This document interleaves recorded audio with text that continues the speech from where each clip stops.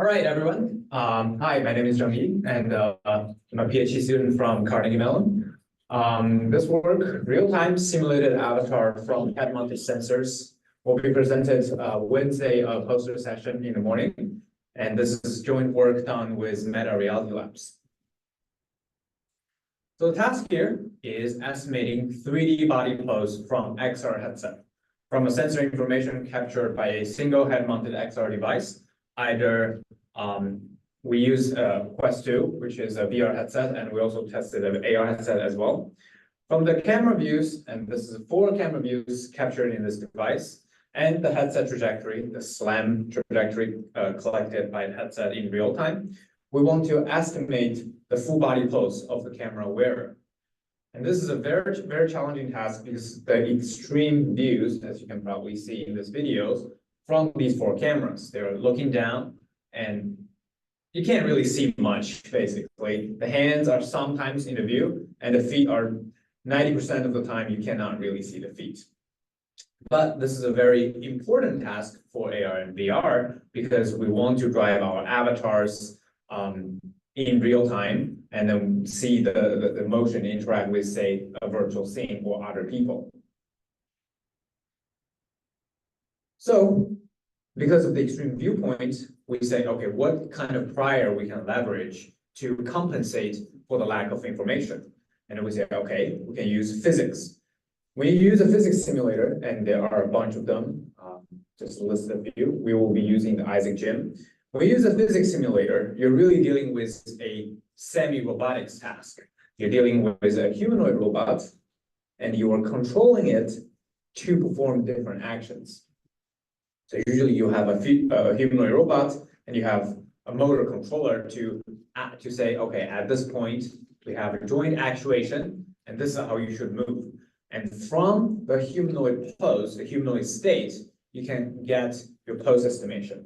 So this is a little bit different from the popular kinematic-based methods that just output the joint angles. This, we're actually outputting the joint torques, control humanoid. And this can be as a very strong prior because in physics simulation, you cannot really teleport. Everything you do is governed by a set of laws of physics.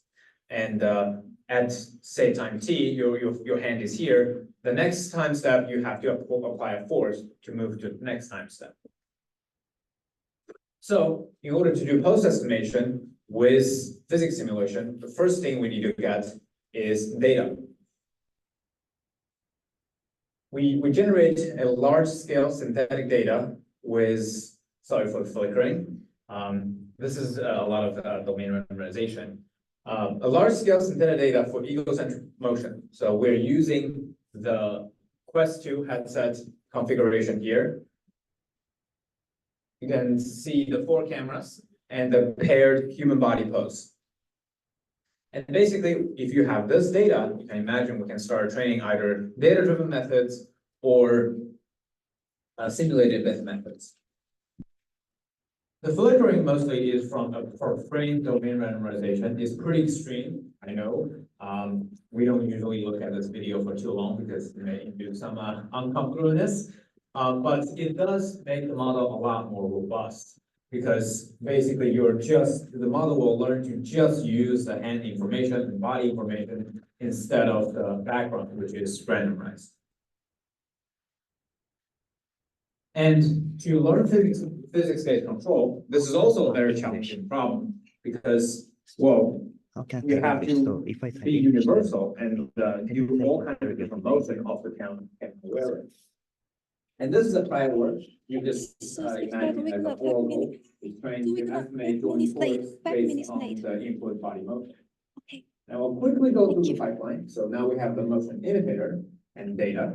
The input is egocentric image, that's a pose, humanoid state, some pseudo input processing, and then you can compute an action and then pipe that into a physics simulation, form a loop, and then you will be controlling a simulated humanoid in simulation.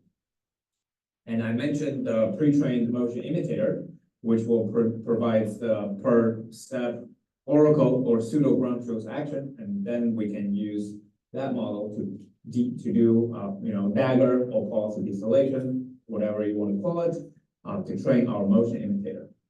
And I would like to draw attention to the input size here. The image is about order of magnitude than the imitation goals we use for the motion imitator, and this is why we need to do pause distillation.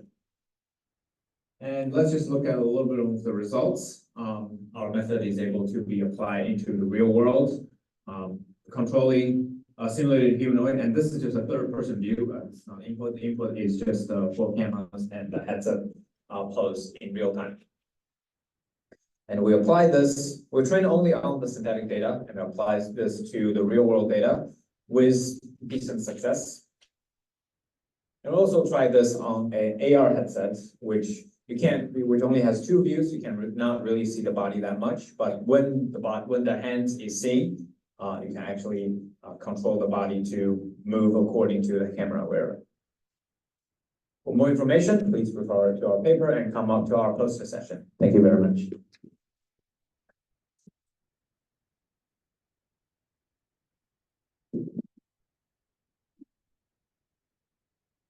I personally like these 3 words. They are really interesting and really inspiring.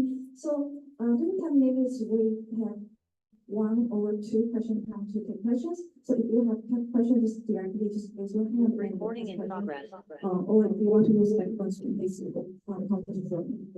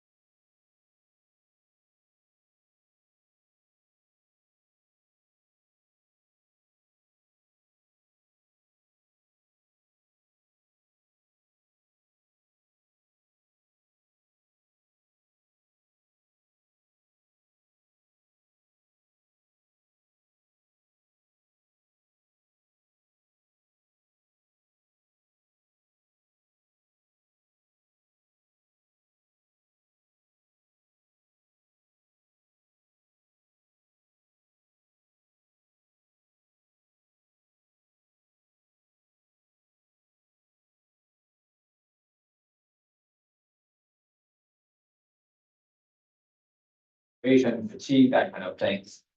So we're getting there. So, thank you.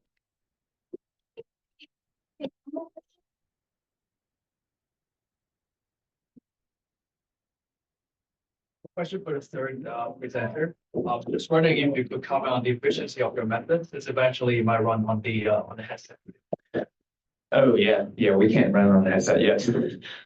So everything runs in real time. So 30 FPS, the simulation, but it will be on a desktop machine.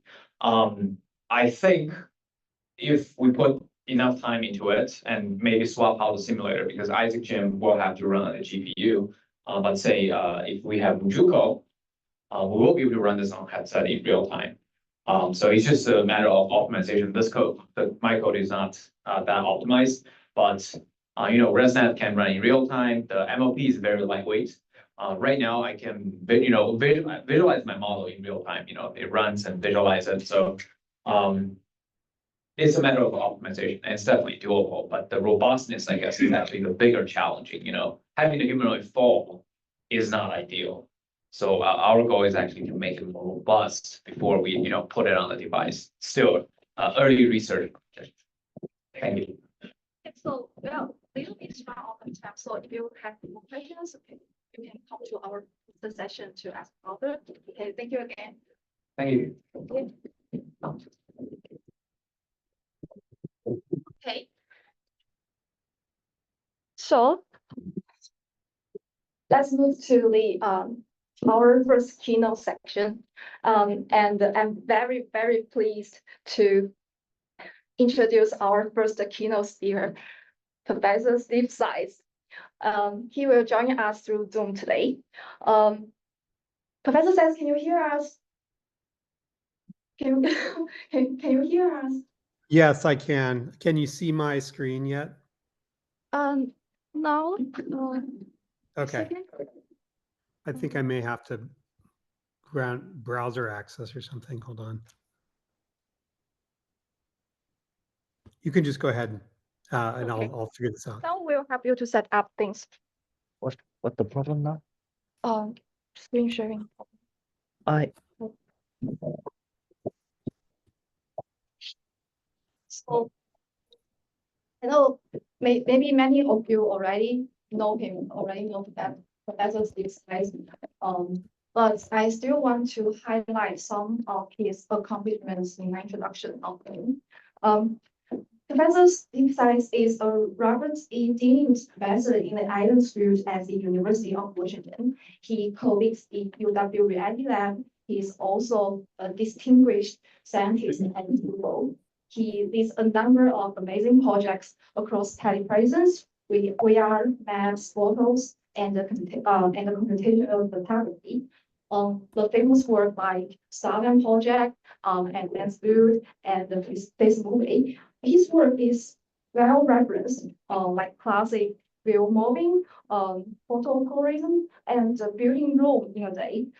His co-author papers have won the David Mott Prize twice at SCCB and the CVPR 2015 best paper, and also the multiple prize at SCCB 2019. His achievement, I would say, have been recognized both inside and outside academic circles. Today, he comes with the questions to the audience. Where is everyone? Okay, without further ado, Professor Science, please take it away. Are you ready? Sorry, for some reason I'm not able to record the whole screen. Trying to figure this out. Hold on. Please, come with us. Maybe I can record the whole. Let's see. Window. Does this work?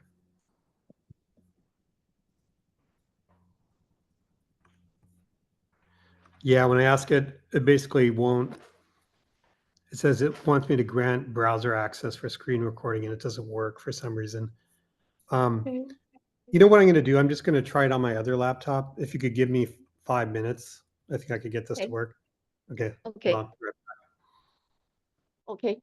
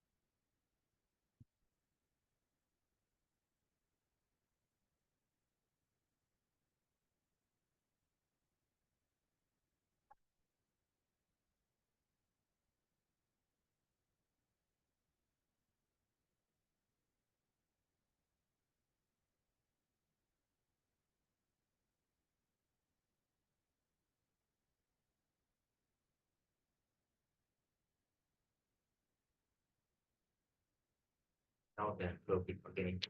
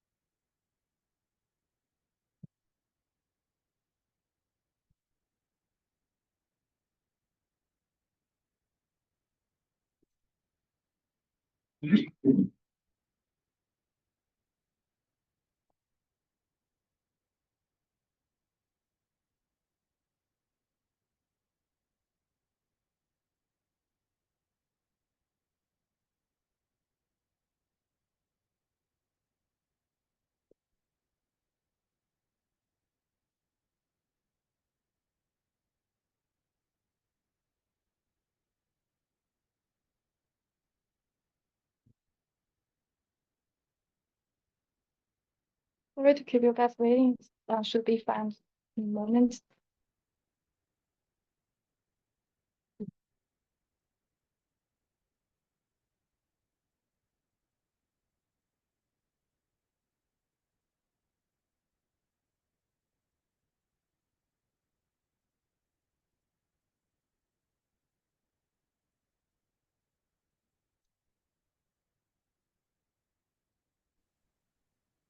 Okay, just give me one more second. Sorry about this, everyone. It's okay. Trying on another laptop.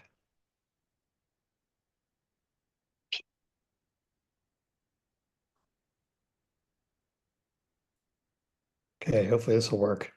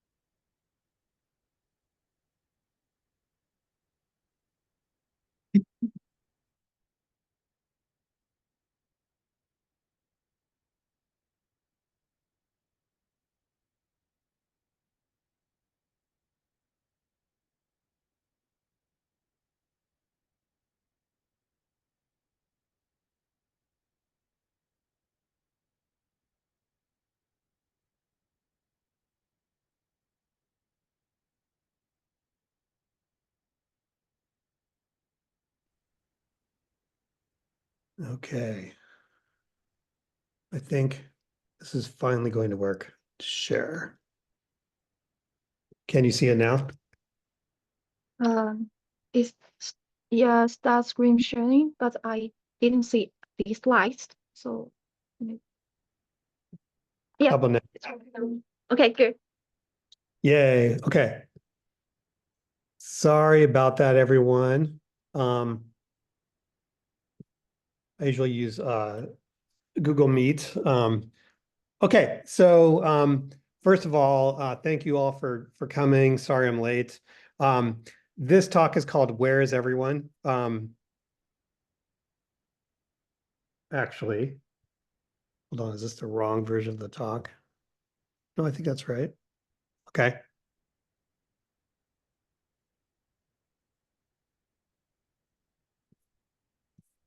Shoot. One more second. Let me just download it one more time.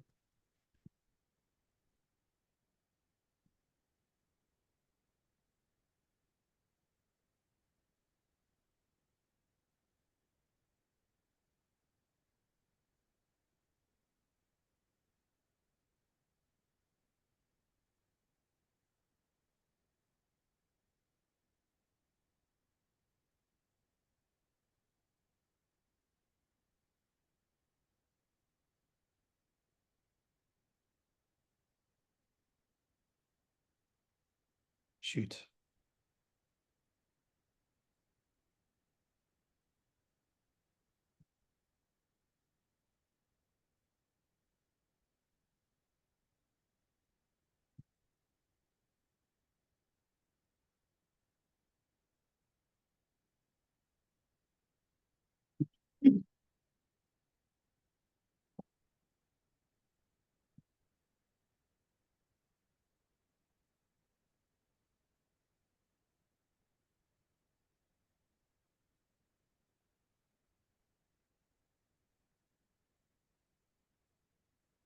Okay. All right. So this will, can you see my screen now? Yes, we can say. Okay. All right.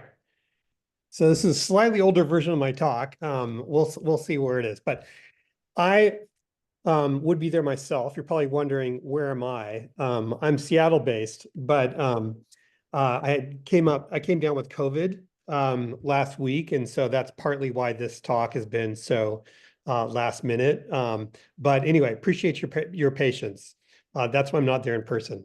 So about more than 2 decades ago, almost 2 decades ago, we did this work called phototourism, where we reconstructed scenes from images on the internet. And that resulted in models like this. And, they're quite primitive by today's standards. And if you fast forward, almost a couple of decades, the state of the art looks like this, which is, really beautiful reconstructions of, neural models of, fairly complex scenes like the Trevi Fountain. Now, one thing missing from this kind of model is that, this basically, if you've ever been to the Trevi Fountain, you'll know that it doesn't actually feel like this because you're in a huge crowd of people. So there's no people in this photo and no sense that there's a ton of people. So really, that's kind of the wall-to-wall people is the thing that's missing in this this kind of model. And this is also true for for reconstructions like you see on Google Earth and Google Maps. So here's the Trevi Fountain from the air, and of course it's missing the people on the ground. So very, very unusual. So the question is really, where are all the people? And the answer, or at least one version of the answer, is if you look at the camera positions, you can get a sense of the distribution of people through this scene, like where they tend to stand, at least to take photos. And so they basically are all around the fountain. That's at least where they take photos. So there is evidence of people in these scenes. And in some follow-up work, we actually use distributions like this, camera distributions, to figure out kind of where people stand and to inform visualization. So in this particular case, we fit arcs, these kind of blue lines, these blue curves. And so one of them is like out in the water. So this is the Statue of Liberty, aerial view of the Statue of Liberty. And the first arc is kind of, where boats in the water kind of approach to take good photos from a decent distance. And the second arc, which is on the ground, right in front of the statue itself. And so by identifying these kinds of paths, you can actually plan really nice animations and pass through the world's photos. So that's one application. But another question is, can you use the distribution of people itself, the people in the image, and this is again of the Trevi Fountain, where you can actually see the people, to tell you about the scene. So for example, in this case, you can barely see the ground, right? Because it's covered with people. But based on where people are standing and their sizes and so forth, that kind of indirectly tells you where the ground, and that's a different level on the top versus the bottom. So here's an application of that. So this is video of a scene in front of our computer science department. You see someone walking in the background. They're moving behind a truck and they'll emerge pretty soon. And there's another person in the foreground. And these different positions of people in the scene tell you different things about the scene itself. So, the person kind of, there's layering information where they pass in front of an object or behind it. There's also shadows. You'll see these people casting shadows on the scene. And those shadows tell you something about the geometry. Eventually you'll see a car moving through the scene. And the car also tells you information about the scene. First of all, where, the driving lanes are, but also the shadows and so forth and occlusion relationships. So the motion of people in the scene itself can actually help you understand geometric and photometric aspects about the scene. And so this is some work that we did which exploited that. And this is by Yifan Wang, who's one of our graduate students who just graduated last week and accepted a position at Meta, which will be starting soon. So I'll have Yifan narrate kind of the 1 minute segment, what this method does. Hi everyone, today I'm going to present our joint work on people as scene probes. We start with a video taken by a stationary camera.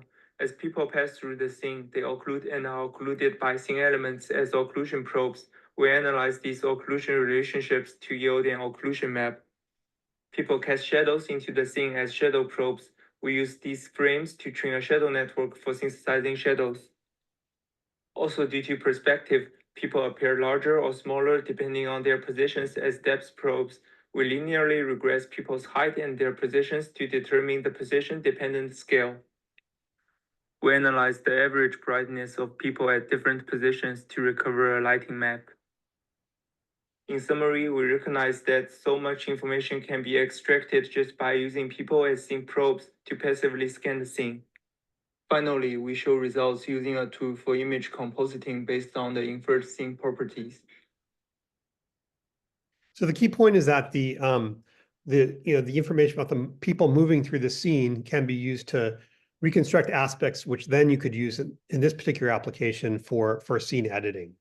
So in this case, for example, as he placed this person and the other one in the scene, they automatically resized to be the appropriate height of a person who would be placed in that particular part of the scene based on the geometry information inferred and the height of people in the training videos.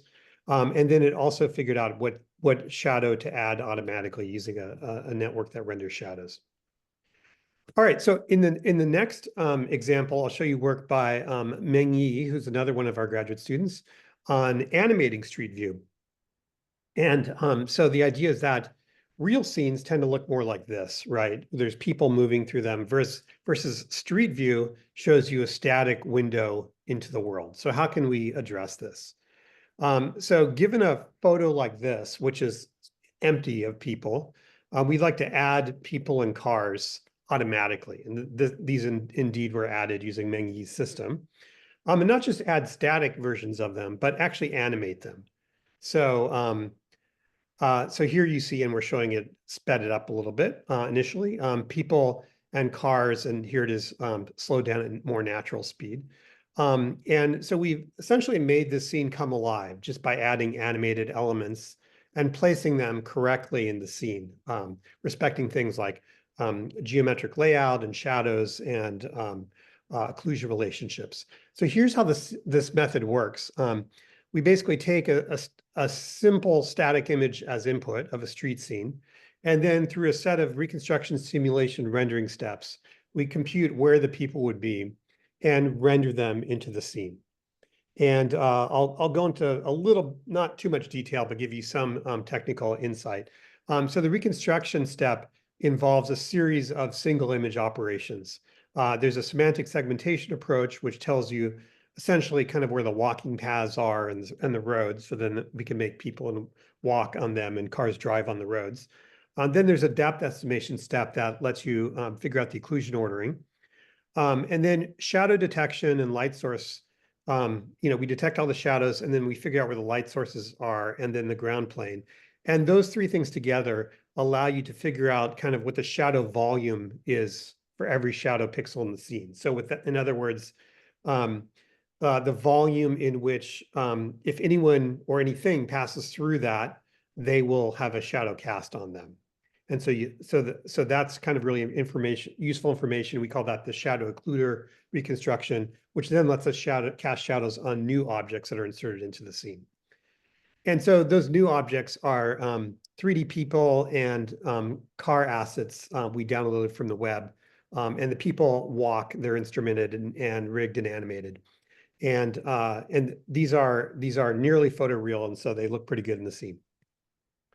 And so here's kind of like, you know, the rendering approach. And on the top left, you're seeing the silhouettes of the 3D models rendered into the scene. On the bottom left, you see the computed shadows based on the light source directions and the depth map and the ground plane. And on the right, you see the composite, which I think looks pretty good. And I'll show you a few more results. And basically, what you're seeing are results of our single view, again, single image as input plus these assets. And you can see now the 3D models are walking through the scenes. They're casting shadows, not just on the ground, but on the wall using the depth information. This is a nice one captured at sunset. And you can see that I did a good job of reconstructing the illumination direction and the angular lighting and the kind of color of the lighting and so forth for this scene.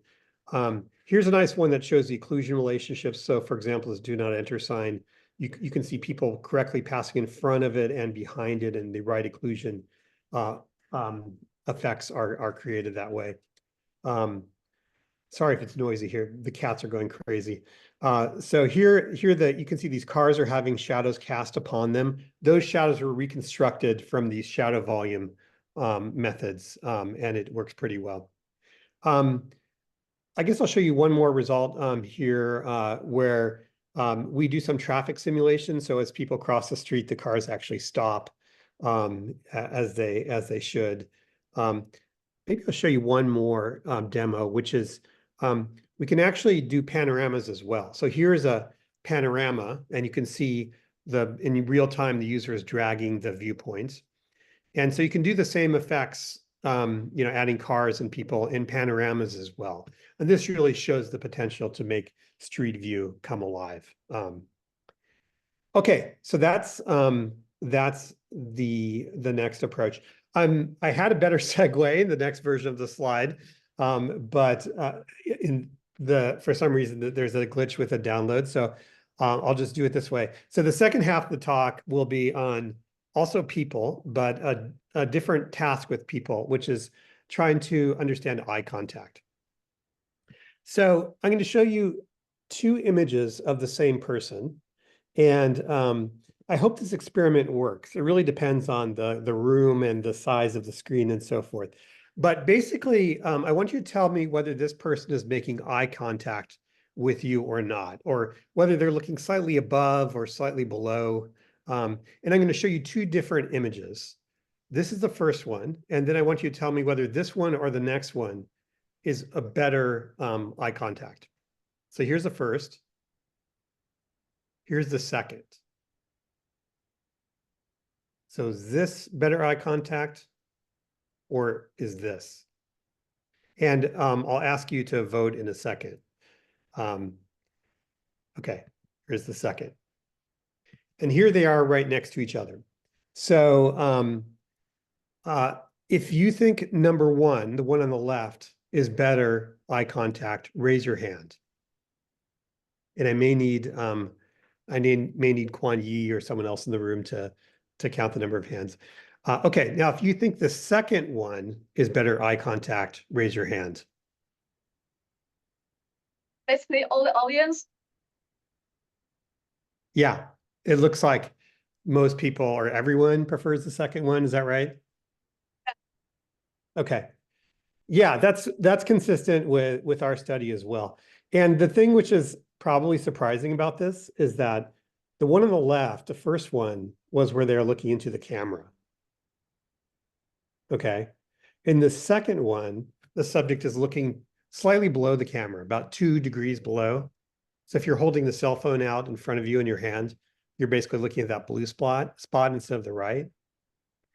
And what this says is that if you want to create a photo which conveys eye contact, you shouldn't actually look into the camera. So this is pretty counterintuitive. And basically, one explanation for this is that if you can't actually look into both of someone's eyes at the same time. So when you're really making eye contact, you can't actually stare at someone's eyes, right? Because you can't focus on two things at the same time. And so you might think, well, maybe you'll fixate between their eyes, right between their eyes. But it turns out that normally when you're talking with someone, you also want to be able to see what their mouth is doing, right? And so based on your fovea vision and your high resolution only happening in a small, angular beam, really the optimal place to look is kind of halfway down their nose. Because if you look at the spot on their nose, then you can see both their mouth and their eyes at the same time. And that's basically what people do. So, but if I was looking at your nose and you perceived me to be looking at your nose, it would seem super weird, right? It would be weird if I was always staring at your nose, right? And so what happens is that when I stare at your nose, you actually perceive me to be looking into your eyes. We've evolved that way so that it seems natural, right? And so it's a funny kind of property, but the side effect, and it works perfectly when we're face to face, but with a camera on your screen, it kind of breaks because the camera is basically the eye, there's no nose, anything like that. And so you really, you don't want to be looking into the camera. So the answer is that you shouldn't be looking directly at the camera if you want to perceive conveying eye contact. And this is a paper we just put on arXiv recently. It's by Alice Gao, who's also a student at UW. And one fun thing about it is that my brother is also a co-author. And some people say that we look similar, my brother and I. I don't really see it. I don't think we look similar at all. Anyway, you may disagree. So to close out, I'm going to talk about Project Starline for a little bit, and I'm going to keep this quick because I know I'm running late. So you may have seen or know a little bit about Project Starline. It's what my team at Google has been working on for the last several years.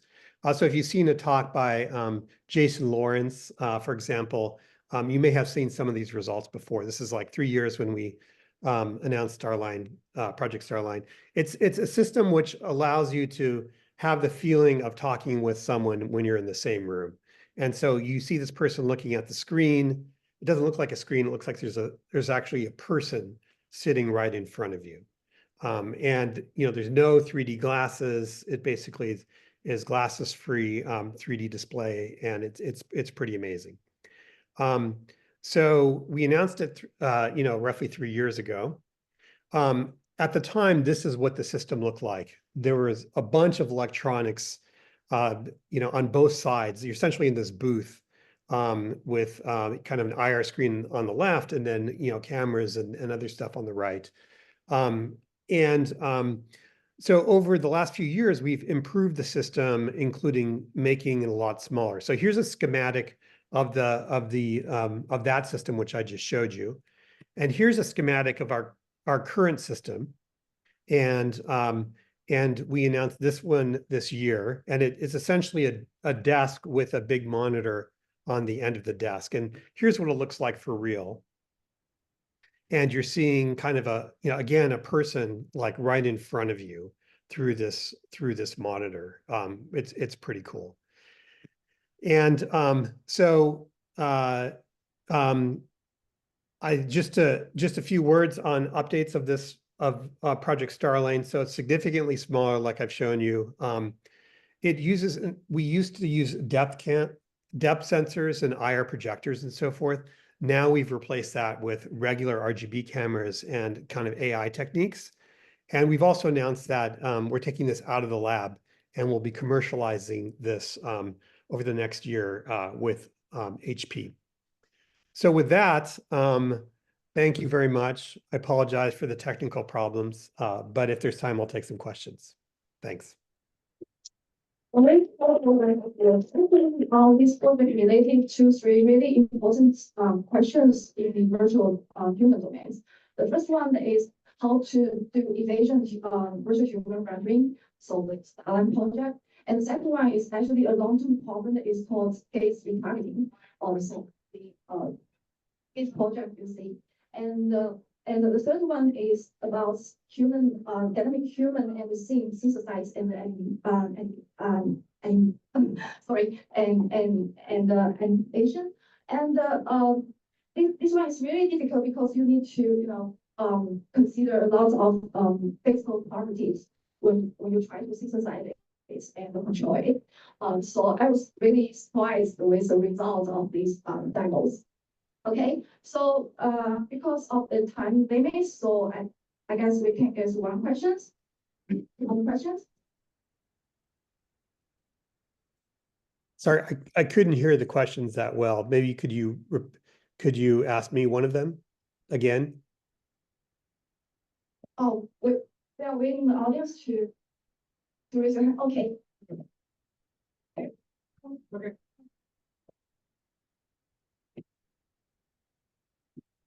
Okay, thank you. That was very impressive. For inserting 3D humans into the city,